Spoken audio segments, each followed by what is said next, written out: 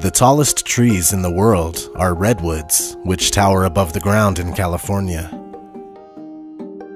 These trees can easily reach heights of 300 feet. Among the redwoods, a tree named Hyperion tops them all. Standing at 380 feet, Hyperion also shares its name with the Titan god of heavenly light. Coming in second for the world's tallest trees is Helios, standing at 374 feet. And for the bronze medal, we have another redwood called Icarus at 371 feet high. Interesting names. Now, the widest tree that we know of is called El Árbol del Tule in Santa Maria del Tule, Mexico. This tree has a circumference of 164 feet, and it dwarfs the town church by a large amount.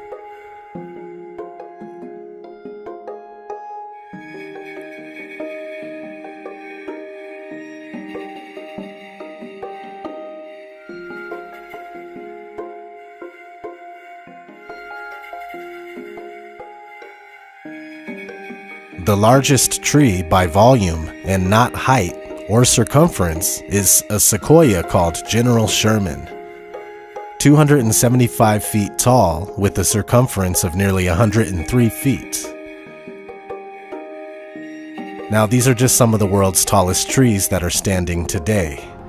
Needless to say, the sizes of some of Earth's remaining trees are absolutely mind-blowing, and the thing is, they used to be much bigger. Here's an article about an Australian mountain ash from 1872. The tallest tree ever measured was not a sequoia, but a type of eucalyptus, an Australian hardwood tree. In 1872, forester William Ferguson spotted an extremely tall mountain ash near the Watts River, Victoria, Australia. Purportedly, he was 132.6 meters, or 435 feet tall. Around that time, multiple specimens of 140 meters tall were reported in Victoria, mainland Australia. We cannot check these measurements anymore. All these trees have been logged. Mountain ash was and is an important construction material in Australia. This brings me to my next point. Do the trees of the world get bigger and bigger the further we go back in history? We have some records of men cutting down extremely large trees in mass quantities. If trees of this magnitude were cut down by men in the 18 and early 1900s, then that begs the question, have we cut down even bigger trees before that? We don't know. But we do know that men love mindlessly taking out trees like there's no tomorrow. Was there once a time when trees were unimaginable in size and they reached high up into the heavens? Maybe this is true. The tree grew and was strong, and the height thereof reached unto heaven, and the sight thereof to the end of all the earth. Here the Bible says tree, and I think this is referring only to the world tree, also known as the tree of life, located at the center of the world, and that would be the North Pole. In depictions of the Norse cosmology, the tree of life, Yggdrasil, is growing from the center of a mountain. Here's a passage from the book of Enoch, kinda talking about that. And from there I went to the middle of the earth, and saw a blessed, well-watered place, which had branches which remained alive, and sprouted from a tree which had been cut down. And there I saw a holy mountain, and under the mountain, to the east of it, there was water, and it flowed towards the south. And in the midst of the trees, that of life, in that place whereon the Lord rests, when he goes up into paradise. And this tree is of ineffable goodness and fragrance, and adorned more than every existing thing. And on all sides it is in form gold-looking, and vermilion and fire lichen covers all, and it has produce from all fruits. Its root is in the garden at the earth's end. End is Eden. Mythologies from all over the earth plane reference a tree or sometimes a mountain there instead. Sometimes both at once, as we have just seen with the depiction of Yggdrasil. Maybe humongous trees used to be the norm. We are told that natural landmarks like the Devil's Tower are made by lava cooling in that shape, and that the lava dries up into neat little hexagonal columns. But when you look into how basalt columns are formed, you will not be able to watch how they are formed. Instead, we are told to just believe that basalt columns are the result of lava cooling down and cracking into hexagonal columns on its own. But when we look at how lava actually works, it never dries like that. It oozes chaotically before cooling down and drying in a random manner. It's merely circumstantial. No one has ever witnessed basalt columns form, therefore the official explanation is very much up for debate. So is the Devil's Tower an ancient tree stump? Are there more of these kind of structures? The answer is yes. Everything that we have ever been taught is up for debate, being that we've been taught mostly lies when it comes to where we come from, who we are, what our purpose is, and where we live. Our true history has been changed, rearranged, rewritten, and hidden from us. This video is a joint effort between myself, ODD, Rosette, and two awesome gentlemen named Shaddy and Cracker. We hope to bring forth food for thought, intriguing ideas, and even new information for those that have already been researching this topic, including recently uncovered Freemasonic books from Lebanon that seem to support all this. So with all that said, I'll pass it off to Rosette. Be sure to subscribe to her channel as well. Thanks, ODD. Being awake is not all bad. Yes, it's scary at first knowing our government is not our friend, that the world really is run by psychopaths who follow Lucifer. But there is a good side to this knowing too, and that is connecting with like-kind people who want to help change the world for the better. People like ODD, Cracker, and now our new friend Shadi. He has a passion for getting the truth out and has a special perspective he wanted to share. It is regarding his homeland of Lebanon and the giant cedars. In getting to know Shadi, I discovered that his first name is Arabic for singer, which reminds me of Jacob in Jacob's Ladder. His name was Jacob Singer. Jacob was a Christ character in that movie. Singer as in messenger. And I can't help to make the connection to our friend ODD, literally being a singer of truth, with his raps exposing the Baal lie and everything else regarding the New World Order. Makes you think, do we truly pick our names? Or are we given our names? Birth names or pseudonyms, it doesn't matter. The name has a resonance that fits that person, and they are that name.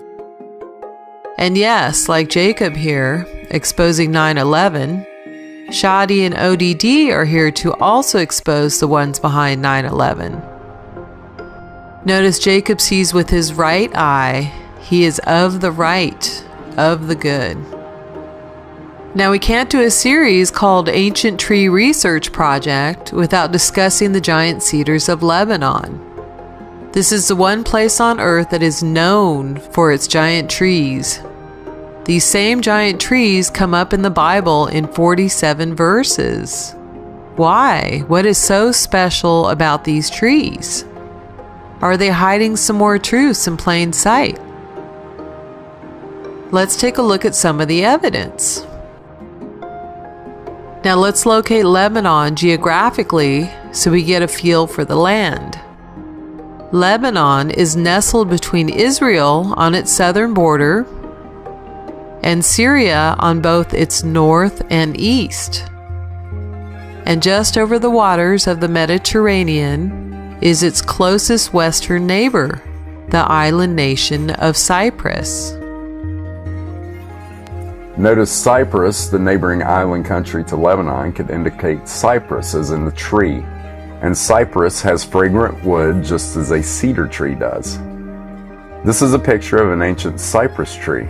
Cedar trees are part of the cypress family of conifers or pines, also indicating a connection to the pineal gland. Could cypress actually be an ancient giant cypress stump that is sticking up out of the water as an island? Speaking of Cyprus, Cyprus is visible with the naked eye on a clear day from the highest point in Lebanon, which is called El Araz. It peaks at 3,083 meters above sea level. These mountains get covered in snow during the winter time, except for a place called Arnet Sauda. This is said to be a special place where Noah planted a special seed right after the flood. Remember also that Lebanon is part of the ancient land of Canaan, known as the Promised Land in the Bible. Canaan consisted of Lebanon, Syria, Jordan, and Israel, and was also known as Phoenicia. Now, Lebanon has a unique flag. There's a giant cedar on the Lebanese flag. A giant cedar of life. Cedar, C-E-D-A-R, is phonetically the same as cedar, S-E-E-D-E-R. And what is the giant cedar of life? The tree of life. Is this giant cedar symbolic of the tree of life in the center of our world? Does this imply a connection to the tree at the center with the giant cedars of Lebanon? I would say absolutely. And the tree is green. Green is the color of the heart chakra, Anahata. And the heart is in the center of our chest, just like the tree of life is in the center of our world. So the green tree is the heart.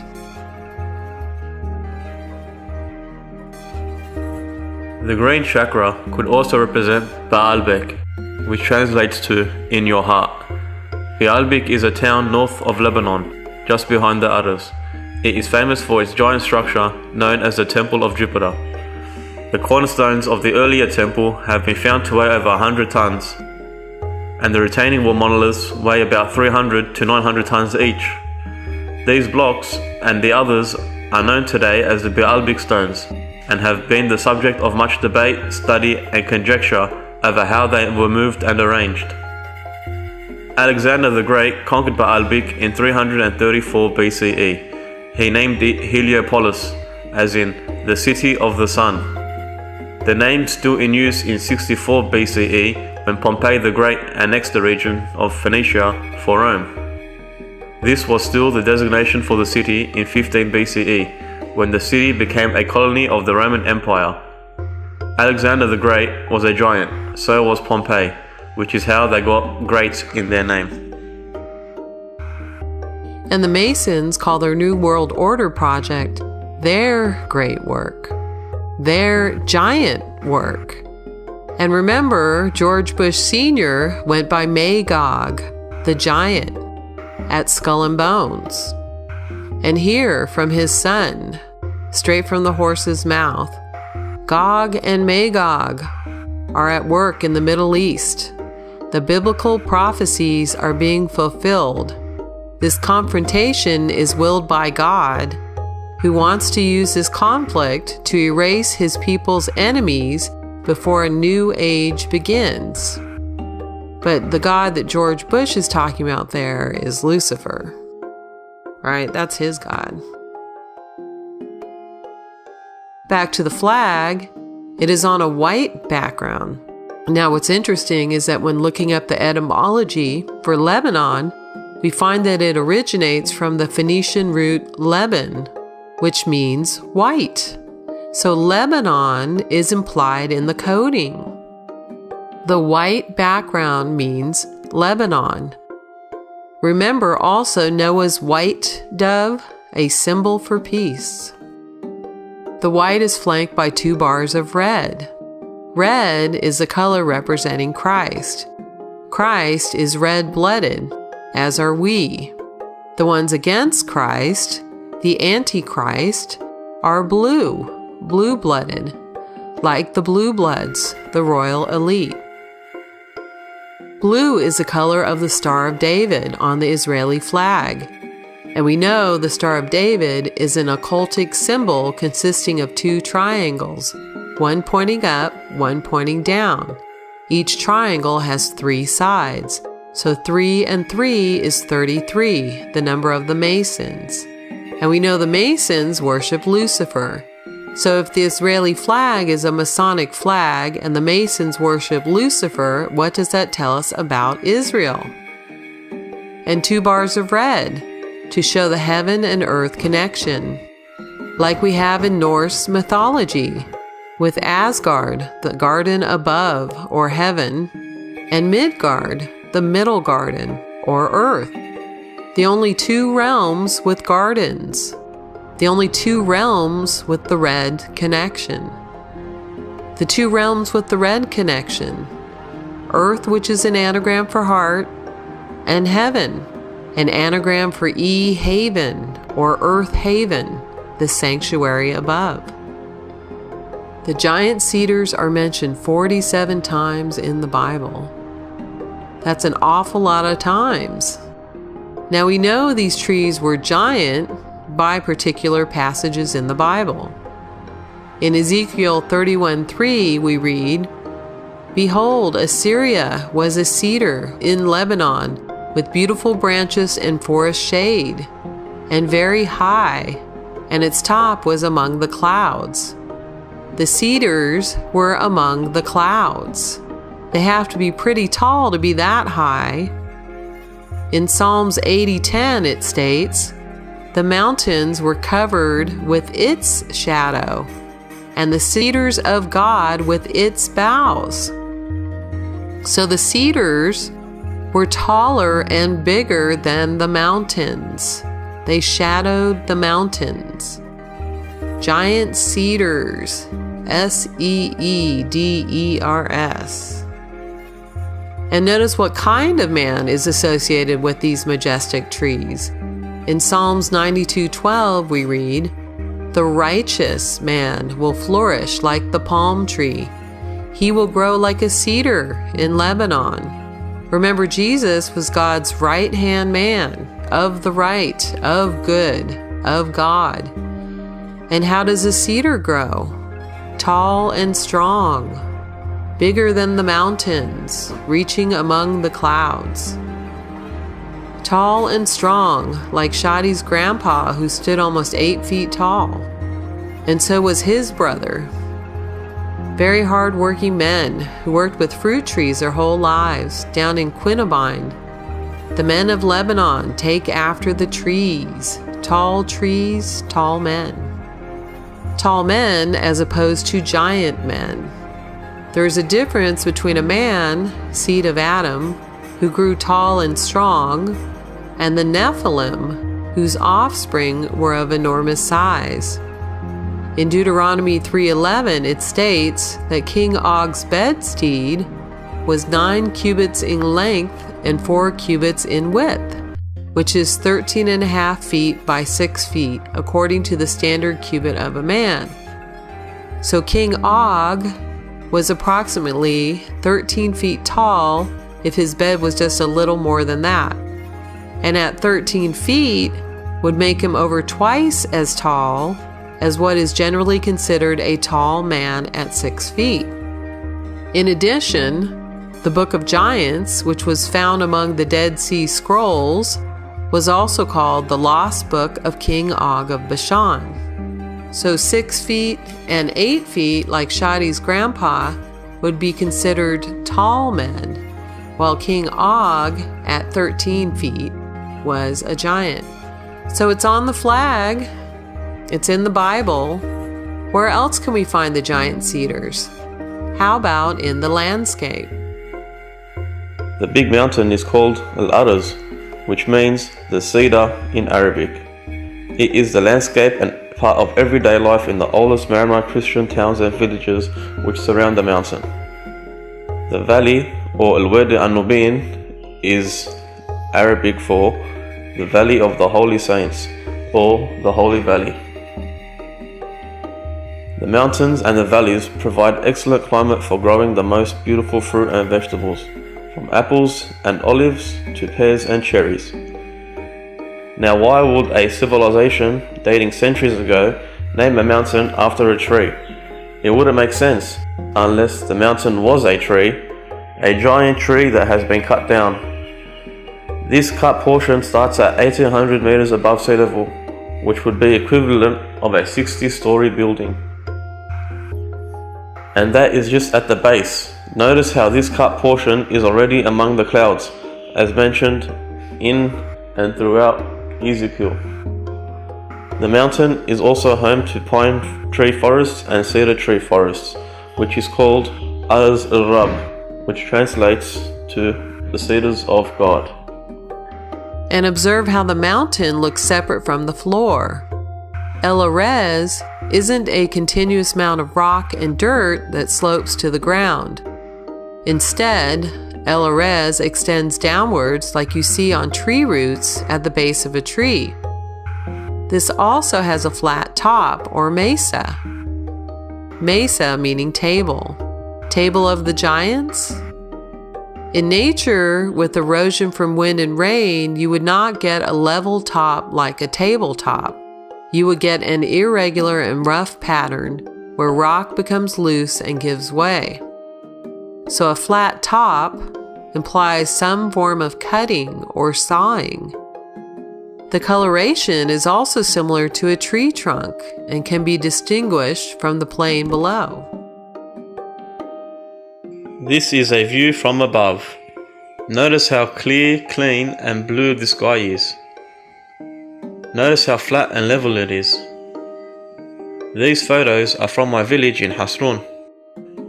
Hasrun is a Phoenician term for fortress, and the town truly is a fortress because we are the oldest Christian village in all of Lebanon, and we have defended ourselves from invaders for 6,000 years. The Phoenicians invented the alphabet and were known as kings of the sea.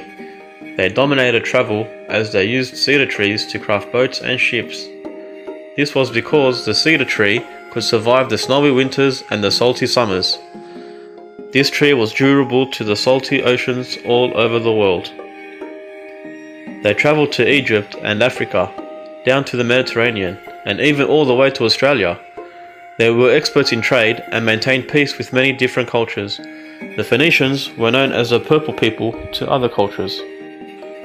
In the Wadi An-Nubin, or the Valley of the Holy Saints, you can see the caves that the Christians hid in during the invasion of the Ottoman Empire. We have monasteries here that were built in the 1600s, so over 400 years ago. My uncles have worked in them and have first-hand knowledge of giant bones being discovered in them years ago, until the church came and took them away. Doesn't that sound familiar? Like whenever they discover giant bones in the US, a team from the Smithsonian Group comes by and hauls them away, never to be seen by the public again. Smithsonian. Smith is code for Mason. Both the church and the Smithsonians are hoarders of true knowledge of our world, sharing the same allegiance. Let's take a look inside the monastery of Addisha. Upon entering the monastery, I immediately get goosebumps. This monastery is home to many saints, hermits and monks from all over the world. Ancient paintings, writings and drawings are well preserved here. Weekly masses still take place in the church here today. This is a black slab from the roof of the cave. It has a painting on it, which looks familiar. Does it remind you of anything? To me, it looks like the beginning of the seed, like cedar, seed of life symbol. It also looks like the cross-section of a pomegranate fruit. Could this be where they got the real Star of David from? From the bottom of a ripe pomegranate fruit? And here is the actual tomb where the giant bones were found. Notice the tiny and only entrance. This was so that he could defend himself from trespassers. In the valley of Addisha, my grandparents and ancestors used to grow fruit and vegetables for 60 plus years before establishing a home in Hasron. The valley is called Adisha, and in Arabic Catholic Mass, we sing this as an opening hymn, and I am pretty sure it originated from this monastery. This is the day's harvest from my farm in the Wede, fruits of thy labor in Andobir. Can you see how the veins in the leaves are like the lines on our skin, like on my hand here? Now what's interesting too is the similarity between words that we have in the area. For example, a town across from Hasrun is called Eden, E-H-D-E-N, which phonetically is the same as Eden, E-D-E-N, as in the Garden of Eden. Now, although it appears from the brilliant research of the God culture in studying the Book of Jubilees that the garden is in the land of Ophir, which is modern-day Philippines, the connection is still as profound as the giant cedar is to the tree of life. And in the same general area, Ophir shows up on the map as well. Please check out the God Cultures channel on YouTube for more information on this. I'll leave a link below. Now we have another phonetically similar word in Kadisha. Kadisha, K-A-D-I-S-H-A, which is very close to Kadash, K-A-D-O-S-H, as in night Kadash, the 30th degree in Albert Pike's Morals and Dogma. The term Kadash is derived from the Hebrew word which means holy or consecrated. So night Kadash would be holy night. They consider the night holy, where Lucifer reigns. Knights Templar for Templars of the Night as well. Night Kadash's abbreviation is KK. KK in numerology is 22. 22 is the number of Christ, of his journey here on earth, usurped by the Luciferians, making Christ Lucifer in the tarot. The Masons follow the Gnostic writings of the Kabbalah. Night Kadash, Night Kabbalah.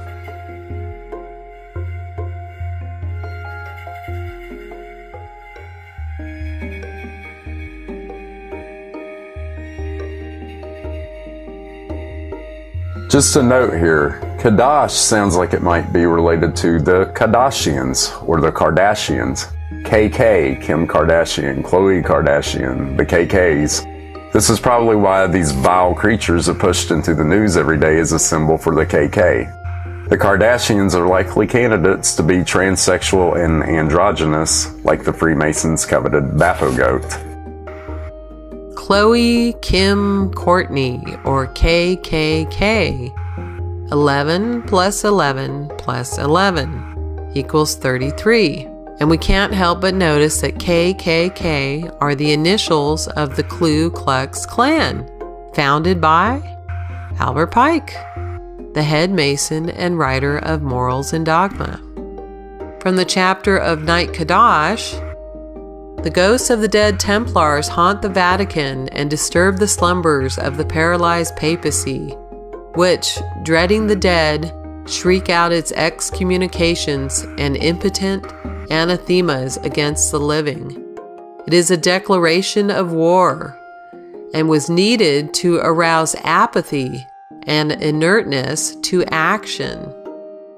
It at length became a menace for the church and society when a rich and dissolute order, initiated in the mysterious doctrines of the Kabbalah, seems disposed to turn against legitimate authority, the conservative principle of hierarchy, and threaten the entire world with an immense revolution.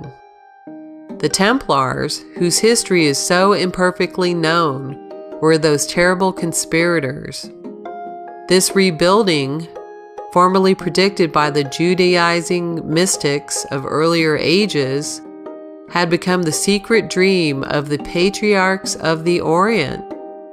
The Temple of Solomon, rebuilt and consecrated to the Catholic worship, would become, in effect, the metropolis of the universe.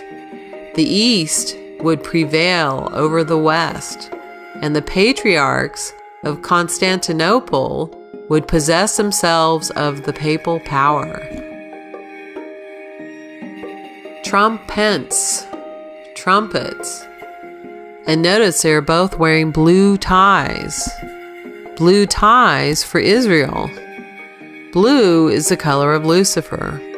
And they make sure to have the Christmas tree that looks like a cedar on Trump's right. Behind Trump, it looks like a mountain landscape with little cedars peeking over his left shoulder. On the left behind Pence, we have the flag in a pyramid shape. The stars are laying sideways, so they have the appearance of pentagrams with the 2 points at the top of each. And it's topped by an eagle or phoenix, symbol of the Masons. It's kind of like their version of the tree behind Pence. Man-made as opposed to God-made. Another random thought about pagan Christmas is that it is centered around trees and decorating them in materialistic rubbish, while hiding the true essence of trees and the true nature, power and purpose of them in our world. The Christmas tree with the star on top, or the Northern Star, is a representation of our old world. The decorations are meant to be the fruit, and the gifts under the tree are meant to be the blessings of life, to provide food and shelter for all life on earth. The trees don't grow fruit for itself to consume. Every single aspect of a tree, from the roots to the bark, to the vines and the leaves, and right down to the fruit, all hold deep, sacred and special healing powers for the human body and the entire environment that the tree is surrounded in. I totally agree. Many say it's a pagan symbol and make it bad, but it was usurped and made that way. Originally, it was a symbol of our blessings. However, one thing people should be aware of, we should use live trees, trees with their roots intact, not cut trees. Cut trees represent the giant trees that they cut. So by having cut trees in our homes at Christmas has us unwittingly giving our blessings to this horrid act. Live trees, trees that we should plant after Christmas, add beautiful trees to our plain instead of subtracting them from it. Like the forest of Lebanon, which only covers 13% of the land in present day. There are 41 mentions of trees in the Book of Enoch. Here's one of the more fascinating ones. This is from the Book of Enoch, chapter 32. And after these fragrant odors, as I looked towards the north over the mountains, I saw 7 mountains full of choice nard and fragrant trees, and cinnamon and pepper. And thence I went over the summits of all the mountains far towards the east of the earth, and passed above the Erythraean Sea and went far from it, and passed over the angel Zotiel, and I came to the garden of righteousness. And from afar off, trees were numerous. These trees, and great 2 trees, were there, very great, beautiful, and glorious, and magnificent, and the tree of knowledge, whose holy fruit they eat, and know great wisdom. That tree is in height like the fir, and its leaves are like those of the carob tree, and its fruit is like the clusters of the vine, very beautiful, and the fragrance of the tree penetrates afar. Then I said, how beautiful is this tree, and how attractive is its look? Then Raphael, the holy angel, who was with me, answered me and said, this is the tree of wisdom, of which thy father and old in years, and thy aged mother, who were before thee, have eaten, and they learnt wisdom, and their eyes were open, and they knew that they were naked, and they were driven out of the garden. Notice how similar the tree looks to the tower card in the tarot deck, at the bottom of which looks like a tree. Notice the base is among the clouds, just like El Arez looks like this base and is among the clouds. With Trump still in mind, look at the next picture. It's Trump Tower. Trump Tower is the Tower of Babel, replacing the Tree of Life. Man-made tower as opposed to cedars. Seeders, God's towers. Let's continue with the Kadash quote. Sword and trowel, the Templars' insignia, concealed themselves as brethren masons. The trowel of the Templars is quadruple, and the triangular plates of it are arranged in the form of a cross, making the Kabbalistic pentacle known by the name of the Cross of the East. Thus, the Order of the Knights of the Temple was at its very origin devoted to the cause of opposition to the tiara of Rome and the crown of kings, and the apostate of Kabbalistic Gnosticism was vested in its chiefs. So the Cross of the East is a symbol of Kabbalistic Gnosticism. Notice Crowley's Cross of the East to his right. And what is written next to it? Baphomet. Remember that word, it will come up again shortly. And here, with the sovereign commander of the Masons with his Cross of the East on his fez. Notice the tint of this photo? It is purple, Phoenician purple. We continue. To acquire influence and wealth, then to intrigue, and at need to fight, to establish the Johannite or Gnostic and Kabbalistic dogma, were the object and means proposed to the initiated brethren. The papacy and the rival monarchies, they said to them, all sold and bought in these days, became corrupt, and tomorrow, perhaps, will destroy each other. All that will become the heritage of the temple. The world will soon come to us for its sovereigns and pontiffs. We shall constitute the equilibrium of the universe and be rulers over the masters of the world. Did you catch that? And they will be rulers over the masters of the world. The Templars, like all other secret orders and associations, had two doctrines, one concealed and reserved for the masters, which was Johannism, the other public, which was Roman Catholic. Thus, they deceived the adversaries whom they sought to supplant.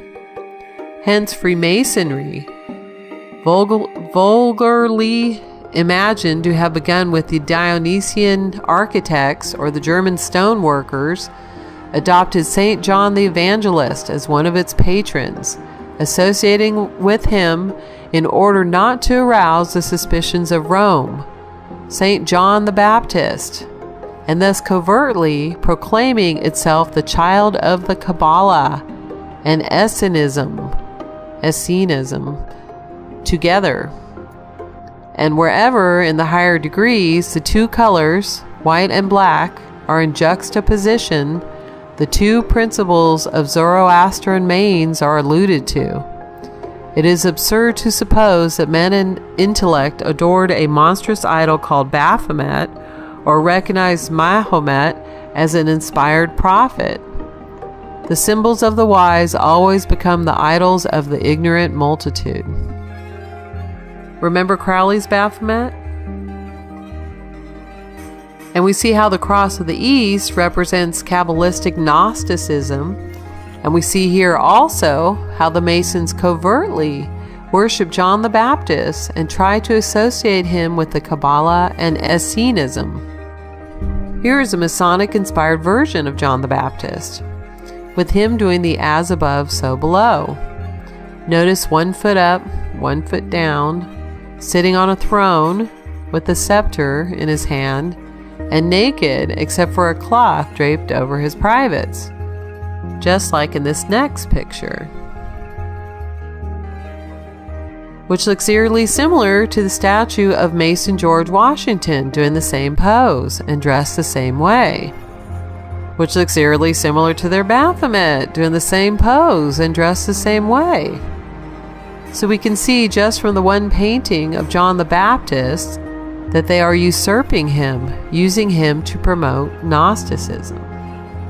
Remember, this is from Night Kadash, straight from Morals and Dogma, straight from the Mason's own writings.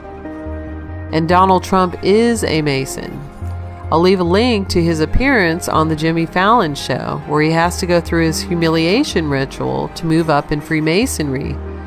And you'll notice he holds up his thumbs and index fingers, forming two L's. L in numerology is 3, so holding 2 up, he is making the 33 of Masonry. So they tell us they worship John the Baptist, and what's interesting is that John the Baptist lived in Qumran. In further reading in Night Kadash, the legend of Osiris was revised and adopted to symbolize the destruction of the order and the resurrection of Kurum, slain in the body of the temple of Kurum Abba, the master as the martyr, or fidelity of obligation of truth and consequence, prophesies the restoration to life of the buried association. So they associate Kurum with Osiris, and we notice how phonetically similar Qumran is to Kurum. We are in the land of the Phoenicians, no less. The Dead Sea Scrolls were found in caves in Qumran. The Essenes did not live in Qumran. They lived above En-Gedi on the southwest shore of the Dead Sea, with 5 villages in between. There were no Gnostic texts found with the Dead Sea Scrolls. The Essenes were Gnostics, as we just read straight from the Masons' writings. They were not even mentioned in the Bible. The Gnostic texts were found in Alexandria, Egypt, nowhere near Qumran. And notice how similar the place where the scrolls were found are to a modern-day cedar tree's base.